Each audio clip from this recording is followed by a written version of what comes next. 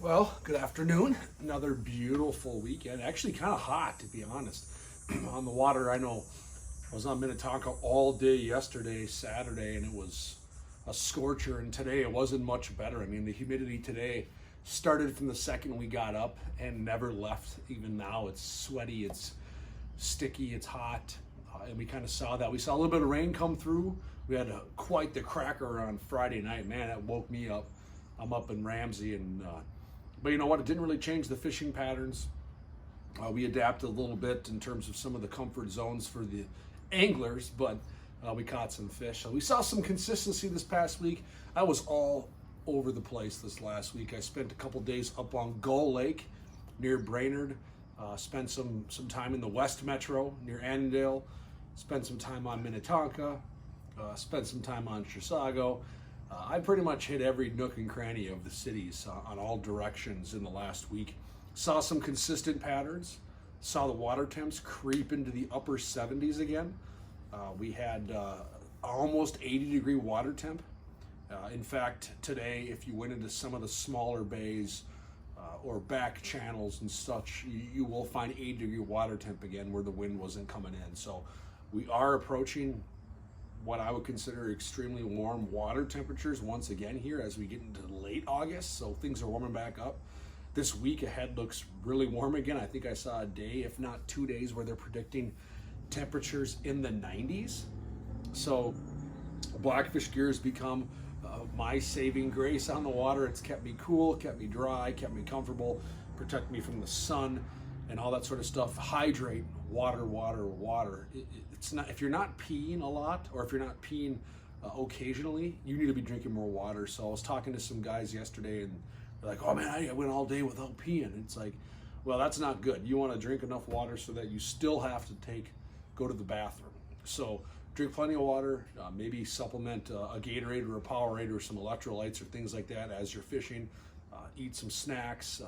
Keep your body in good health. So that's important. Otherwise, in terms of how we're catching fish, we caught them a pile of different ways this past week. When I was up north, we did a lot of flipping, main lake, weed flats, the edges very, very close to deeper water, typical summer patterns. Boats in 16, 17 feet of water were flipping into 5 to 10 and working jigs, whether it's an all-terrain AT jig, a Grassmaster, whether you're pegging a bullet weight, a half ounce or a 3/4 ounce, and a pocket craw, or a flipping out, or some type of craw tube, whatever fits your fancy. That seems to catch a bunch of fish on not just gull, bass. I'm talking bass, not just gull, but that worked well on Minnetonka. That worked well in the West Metro. That worked well on Chisago. So the flipping bite still continues to produce a bunch of fish. It is probably going to be one of your options for that big bite if you want that big fish. So they seem to be relating to that main lake weeds, really adjacent to deep water. They come up and they sit there on that immediate edge. So if you're not, every once in a while, having to pop it through the weeds, you're not really where the fish are. So consider that as an option. I understand if it's super windy, it may be tough to be out there fishing in that type of condition. Totally get it. Your next big bite pattern, in my opinion right now, is docks. There's a lot of big fish under docks, and that's been consistent again on every single lake I fished this last week. We've caught big fish under docks. So I know that goes without being said. Most people are going to say, well, I can always catch a big one under a dock. Yep, absolutely, you're definitely right. But right now, it seems like there are large amounts of big fish under docks, which is good for two reasons. One, if it's windy, you can get away from the wind. And two, if there's angling pressure, or let's just say boat pressure, like Minnetonka yesterday was so busy, you know, I had a double out there. I questioned why I was out there from noon to 4, but it is what it is. But I could get away, and we could fish docks, in between docks, shallow cover, and still get bit. So dock bite is another good one for a big fish bite. Otherwise, what we did yesterday morning and today is we just went fishing. And what I mean by that is we just went out there and we threw, once again, swim jigs. We just had a 1/4 ounce or 3/8 ounce all-terrain swim jig. I'd put a paddle tail or a twister tail. I was using 5-inch fat from Mr. Twister tails on the back. That seemed to hold on better than a paddle tail because these pike are rampant. They're everywhere, and they're taking that paddle off the back of your paddle bait. your swim bait. So I switched to a twister tail, a beefier version twister tail, and I wasn't having to replace the plastic as much, and I was getting bit just as often. So swim jigs were catching a pile of fish. We were fishing like 4 to 10 feet of water, just throwing. I had all my clients using 20-pound braid and spinning rods, throwing swim jigs and just slowly working it back so you can kind of feel that tail thump a bit. And once in a while they'd pause it and let that swim bait sink and then hop up. So they were kind of implementing pauses as they're reeling in, just kind of like, you know, light strokes as they're working the bait back, and that caught us pike and bass. In fact, numbers of fish. So that was just a fun way to go fishing, just go catching. If you're not looking to win a tournament, let's say, you just want to catch numbers, because we were not exactly catching the giants, but we were catching lots of 1 to 4 pound pike and lots of 1 to 3 pound bass. We weren't getting big bass, we weren't getting big pike, but we caught 25 fish in 4 hours just doing that. Broke off a bunch of times, had some excitement. So the swim jig continues to catch a pile of fish. Otherwise, you know, like I said, go out there and go fishing, you know, throw a jig. We did some jig worm fishing in the weed lines. That still catches fish, whether it's a traditional jig worm, whether it's a Ned rig, whether it's a drop shot. That's still catching plenty of fish on the weed lines. The fish are still definitely in their summer patterns. We're not seeing an abrupt change yet. We haven't had cold enough nights or enough of that. So I would still go attack the lake. Even this next week, definitely attack it like you're fishing summertime fish. Didn't do any muskie fishing, didn't do any walleye fishing. We caught some walleyes up on gull, same spots, weed lines. I was actually throwing a smallie smasher and a paddle tail, and we caught some walleyes doing that, just again going fishing. And the panfish, bluegills, same thing I've told you for a few weeks. On the weed lines, they were super aggressive.